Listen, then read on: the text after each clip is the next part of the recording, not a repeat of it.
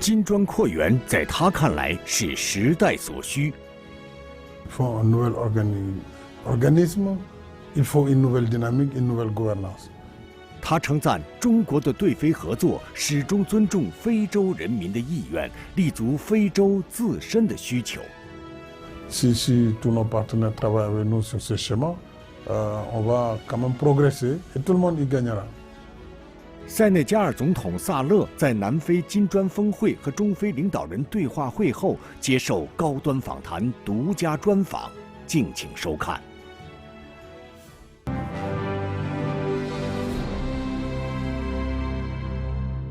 关注国际焦点，洞察世界风云。大家好，欢迎收看本期高端访谈，我是王冠。在非洲有这样一个国家，它曾经是达喀尔拉力赛多年的主办国，它的男足以非洲冠军的身份参加了2022年卡塔尔世界杯。它和中国的关系也经历了不寻常的发展，它就是塞内加尔。今天我们的对话嘉宾是塞内加尔总统马基·萨勒。在金砖峰会和中非领导人对话会结束后，在萨勒总统启程回国前的1个小时，我们的团队争取到了这次采访。我们的对话也从他在南非期间和习主席的会面开始。His Excellency President Macky Sall, it is an honor to have you on Leaders Talk on China Media Group.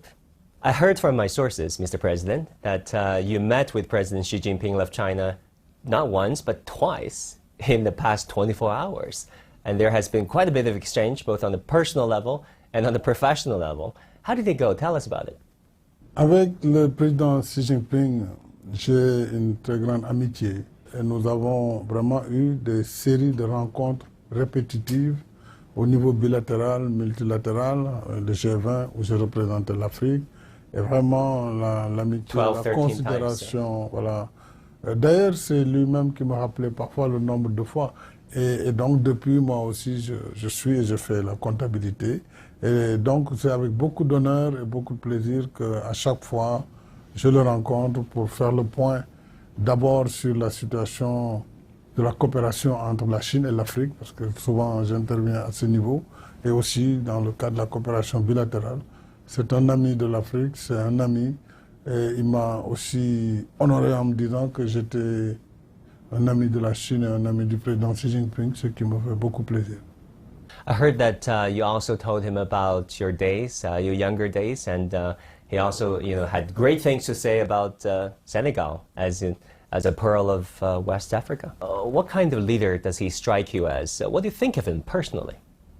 D'abord, en lui, je vois un grand leader chinois qui a marqué la Chine, qui a une grande ambition, mais qui a aussi une grande vision, une vision du futur.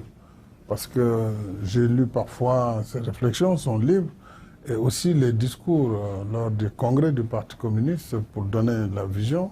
Parce qu'un vrai leader, c'est de tracer un sillon, de jeter une perspective lointaine. Et je pense que le président Xi Jinping, de ce point de vue, a marqué la Chine et a marqué le monde. Et marquera aussi certainement dans les années à venir le monde dans le cadre du nécessaire dialogue qu'il faut entre l'Occident et l'Orient, qu'il faut entre la Chine, les États-Unis. Il faut dialoguer, il faut qu'il y ait des transformations inclusives, puisque le monde d'aujourd'hui n'est pas le monde de 1946, où nous avons... Toutes ces institutions ont été créées au lendemain de la Seconde Guerre mondiale. Mais 76 ans après, 78 ans après, on ne peut pas rester figé sur le même modèle. Il faut des évolutions. C'est tout ce que les Africains demandent, c'est ce que les gens du Sud global demandent. Je pense qu'on peut trouver un juste milieu qui permette de faire avancer encore le monde multipolaire que nous voulons, un monde aussi d'inclusion, une gouvernance plus juste. Ça, c'est mon combat depuis plusieurs années, que je continuerai à mener même si je ne suis plus président de la République du Sénégal. Je continuerai ce combat. 塞内加尔位于非洲大陆的最西端，紧邻冈比亚，北接毛里塔尼亚，东临马里，南接几内亚和几内亚比绍，西临福德角群岛。塞内加尔是西非最大的产盐国，主要的花生生产国和重要的航空枢纽，渔业、花生、磷酸盐出口和旅游是塞内加尔4大传统创汇产业。自1960年独立以来，塞内加尔政局长期稳定。现任总统马基萨勒于2012年3月当选，2019年3月再次胜选连任。中塞两国友好，经济互补性强，两国合作发展潜力巨大。在两国领导人的引领下，中塞高质量合作进入快车道。如今，中国已经成为塞内加尔最重要的发展伙伴，在经贸、投资、援助、基础设施建设等领域创造了多项第一。Mr. President, I want to talk about China-Senegal relations. Senegal is the first West African country to sign the Belt and Road Initiative that China proposed. How would you characterize the current state of bilateral relations and where do you want to take it next? Nous avons une excellente relation bilatérale avec la Chine. Vraiment, d'abord du point de vue des contacts, du point de vue également des échanges de délégations et du point de vue politique entre nos partis. C'est une relation gagnant-gagnant, c'est une relation concrète sur le terrain et je dois avouer que tout ce que j'ai pu réaliser dans le cadre du plan émergent, Sénégal émergent en matière d'autoroutes, d'infrastructures majeures, d'infrastructures sportives comme l'arène nationale de lutte, le développement de l'hydraulique rurale, sur le développement de nouveaux pôles industriels et ainsi que tant d'autres projets sur lesquels, avec la Chine, nous avons pu bâtir dans des délais relativement courts des projets qui ont permis au Sénégal de changer aujourd'hui son visage, qui est un visage de modernité, qui est un visage d'émergence, même si, bien sûr, l'émergence se construit dans la durée. Mais pour me résumer, c'est une relation exceptionnelle sur laquelle j'ai vraiment beaucoup de satisfaction. Et ces 10 dernières années, quand vous regardez la coopération, j'ai été en Chine pour lui demander de nous aider à faire accepter les arachides du Sénégal. Aujourd'hui, le Sénégal, la Chine est notre premier pays importateur d'arachides du Sénégal. Il y a 2 ans, on a exporté vers la Chine près de 300 000 tonnes d'arachides. Minimum chaque année, c'est 200 000 tonnes. Et ça joue sur la balance commerciale. Et je ne parle pas du financement des projets, mais aussi vraiment de la confiance dans la relation. Donc, elle est exceptionnelle et j'en suis très heureux. Je remercie encore une fois le président Xi Jinping, le gouvernement, le peuple chinois. Also, Mr. President, this year marks the 10th anniversary of China's announcement of the organizing principle of its approach towards Africa. Do you think these grand visions and slogans have transpired, trickled down to ordinary people living on the continent of Africa, of Senegal? Oui, bien sûr, parce qu'au-delà des chefs d'État, c'est quand même des populations qui suivent et qui sont informées de ce qui se passe.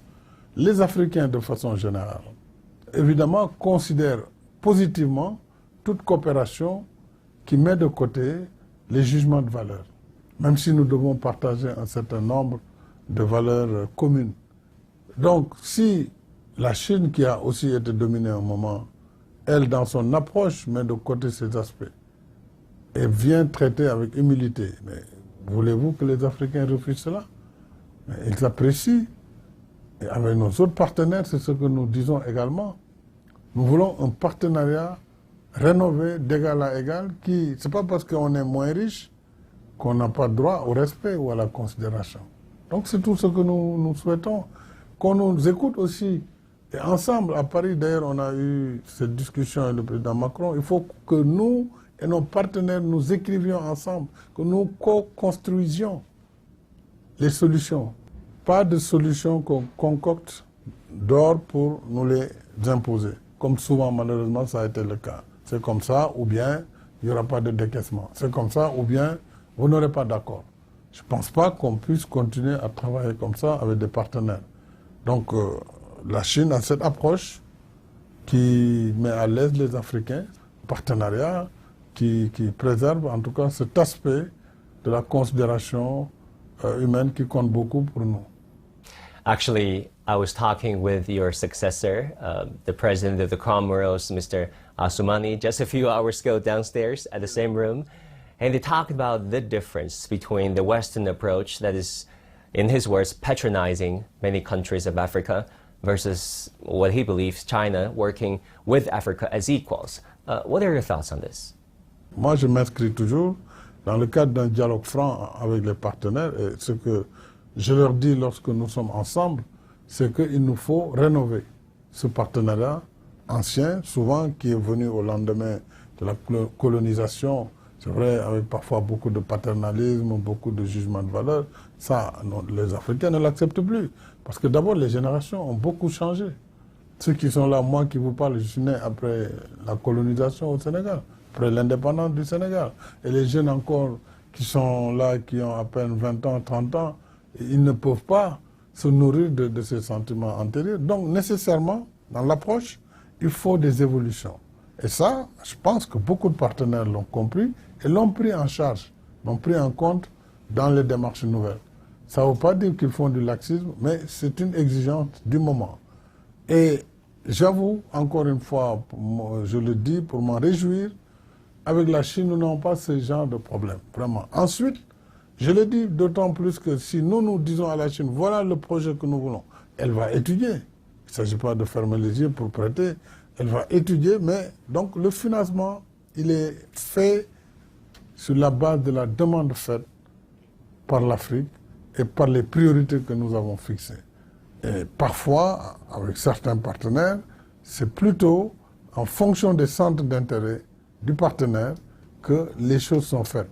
Maintenant, il est arrivé, et depuis quelque temps quand même, que tous les partenaires partent de nos programmes. Moi, au Sénégal, par exemple, depuis 2014, toute la coopération, celle avec la Chine, celle avec la France, l'Europe, les États-Unis, la Turquie, toute la coopération est adossée au plan Sénégal émergent que nous avons défini comme plan de développement. Donc ça, si on arrivait à le faire sur l'ensemble du continent, on va aller vers des convergences et on va mieux communiquer parce que tous nous voudrions en ce moment qu'il y ait une réussite par rapport aux politiques économiques, sociales et environnementales. Et en ce moment, vraiment, c'est le partenariat dont nous rêvons, partenariat gagnant-gagnant. Et souvent, je l'ai dit, l'aide, même si parfois c'est utile, je pense que l'Afrique aujourd'hui, ce qu'elle demande, c'est moins l'aide que l'accès à des financements modérés, c'est-à-dire à des taux d'intérêt modérés qui lui permettent de rembourser avec un service de la dette soutenable, mais aussi des durées de remboursement assez longues pour que tout le budget ne serve pas à rembourser les intérêts de la dette. Je pense que si tous nos partenaires travaillent avec nous sur ces schémas, on va quand même progresser et tout le monde y gagnera. Talking about an evolving world order and hopes on changing the global governance structure, many are eyeing on the BRICS. There has been this new members admitted into the BRICS starting on the first day of 2024. If you look at those countries, they range from Mideastern countries to African countries to Latin American countries. What do you think is behind such enthusiasm? Alors, ce mouvement vers les BRICS exprime justement l'attente de tous ces pays qu'il faut une nouvelle situation, il faut un nouvel organisme, il faut une nouvelle dynamique, une nouvelle gouvernance. C'est cela que ça signifie. Alors, c'est pourquoi il ne faut pas freiner ce mouvement, mais il faut en même temps quand même préserver l'ordre ancien, mais en le modifiant. Le modifier, c'est le réformer, nécessairement. Il faut que ceux qui ont incarné cet ordre ancien acceptent cette évolution. Would Senegal, a country you have been governing for nearly a decade, consider a BRICS membership? Prochainement, oui. Là, nous n'avons pas posé parce qu'il y avait un processus qui était entamé. Mais moi, personnellement, j'ai été invité depuis 10 ans, d'abord à Durban, lors du sommet de Durban sur les BRICS. C'était en 2013. Ensuite, aujourd'hui, et dans les vidéoconférences pour les BRICS+, le Sénégal est souvent invité. Alors donc, mais nous allons regarder les conditions et nous allons aussi demander, pourquoi pas, à être membre. Déjà, nous avons pris contact avec la Banque de développement des BRICS, avec Mme Dilma Rousseff, parce qu'on peut solliciter ces banques sans être membre, mais pour être membre, oui, nous allons regarder les conditions et certainement aussi faire une demande dans ce sens. President Xi Jinping, in describing the recently expanded BRICS, said this is historic, a new beginning, and they will write a new chapter for emerging market countries. What are your thoughts on his statement? Il a parfaitement raison, il y a quelque chose de nouveau. Donc, avec l'avènement des BRICS, les gens ont eu l'espoir qu'avec cette nouvelle organisation qui naît et sa capacité, parce que les gens veulent des changements, et ils considèrent qu'il y a un cadre qui permettrait, si on s'y greffe, d'être plus forts ensemble. Mais je pense que c'est cela le processus historique qui est en train de s'écrire sous nos yeux. Donc voilà la raison pour laquelle je pense ce processus, on ne peut pas l'arrêter. Donc il va se poursuivre. Mais en même temps, il ne faut pas perdre de vue qu'il ne faut pas qu'on aille vers des conflits majeurs si les uns et les autres entendent raison et comprennent qu'il faut absolument qu'on travaille ensemble, qu'il faut des réformes, parce que les pays ne peuvent plus continuer à subir le même système. Regardez ce qui se passe avec les pays africains et les pays en développement de façon générale. Il y a des agents de notation qui les notent sans demander leur avis. Et en fonction de ces notations, ces pays s'endettent de façon très chère. Or, ce sont les pays les plus pauvres. Donc, ce sont ces situations que nous voulons corriger, les mitiger pour que tout le monde puisse se développer, parce que l'Afrique, finalement, a vocation aussi à prendre sa part du développement. Après l'Europe, l'Amérique, l'Asie, aujourd'hui, c'est autour de l'Afrique également de s'émanciper, de connaître son émergence et d'être des économies riches. Et tout le monde y gagne si l'Afrique devient riche, puisque c'est un gros marché pour tous les continents. Donc tout le monde a intérêt à travailler dans cette direction. And I heard that a G20 membership might be on the horizon. And actually China was among the very first countries, actually the first countries, to support Senegal. Oui, c'est-à-dire que la Chine a été l'un des premiers à nous soutenir, puisque c'est une évidence. Le continent africain, il fait plus d'1,3 milliard habitants, avec un GDP, un PIB de 2700 milliards de dollars, donc 2,7 trillions de dollars. Ça veut dire que si on considère ces deux paramètres, donc il n'y a pas de raison que l'Afrique ne soit pas membre à part entière pour participer dans la gouvernance mondiale inclusive et apporter son plaidoyer parce qu'il pourra mieux poser ses problèmes. Et je remercie naturellement le président Xi Jinping de la Chine, mais également tous les autres membres du G20 qui nous ont vraiment soutenus. Donc on leur doit tous une profonde gratitude. 就在接受总台高端访谈栏目专访前几个小时，塞内加尔总统萨勒在约翰内斯堡出席了由习近平主席和南非总统拉马福萨共同主持的中非领导人对话会。在现场，萨勒总统听到了习主席的讲话：中国将继续支持非洲在国际事务中以一个声音说话，不断提升国际地位。中国将积极推动非盟成为20国集团正式成员，在联合国安理会改革问题上支持就优先解决非洲诉求做出特殊安排，呼吁多边金融机构提高非洲国家发言权。习主席还强调，迈向现代化的道路丰富多样，什么样的发展道路最适合非洲，非洲人民最有发言权。推进一体化是非洲国家和人民自主选择的现代化道路。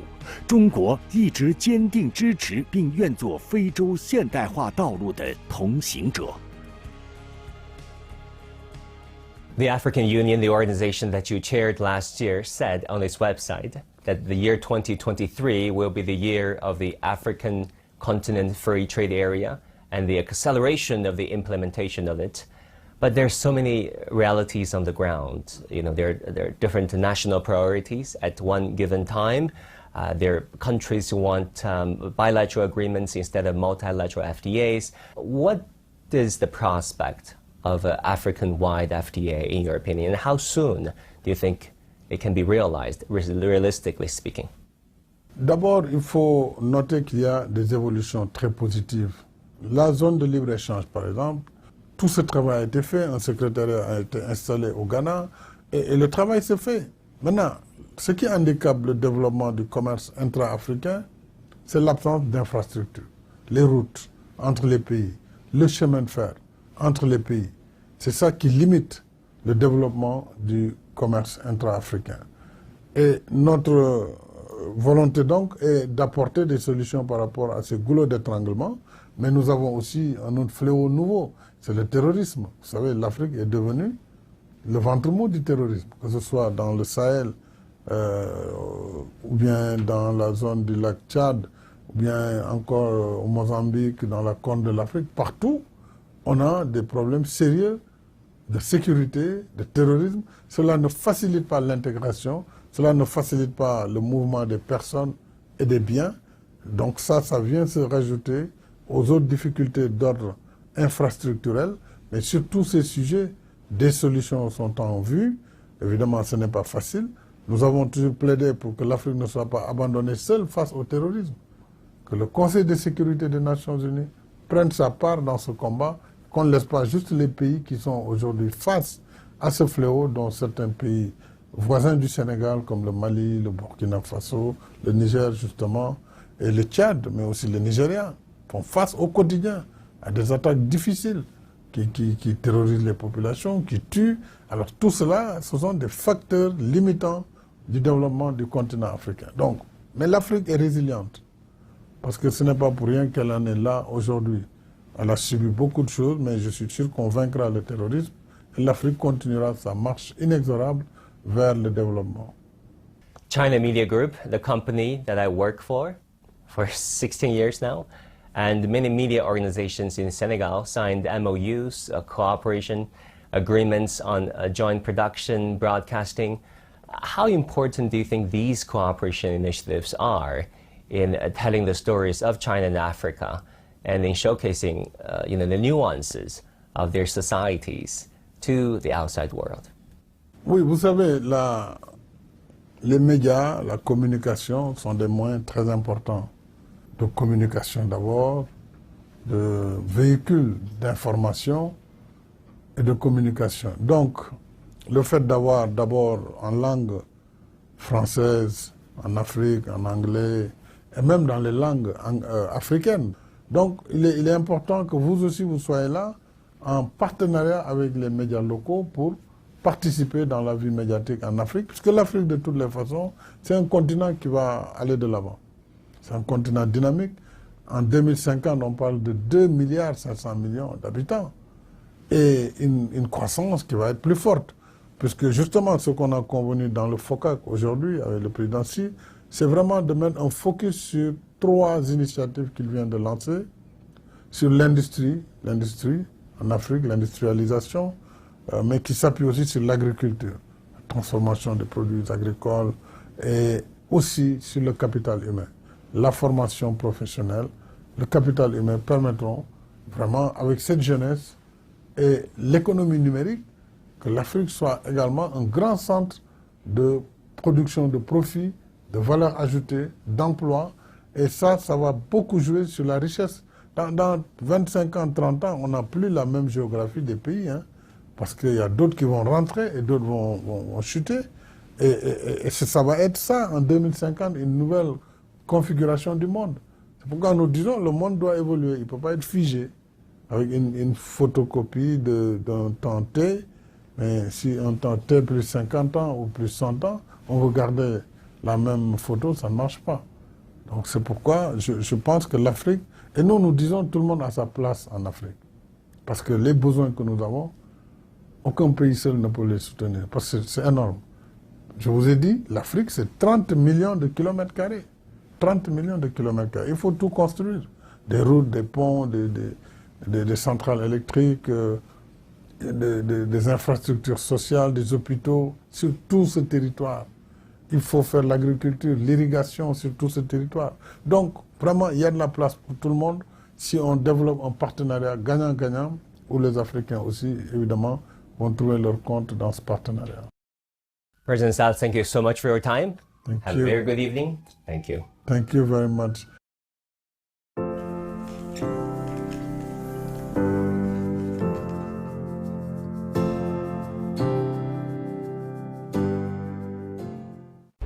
个采访中，萨勒总统2次提到新的历史进程正在被书写。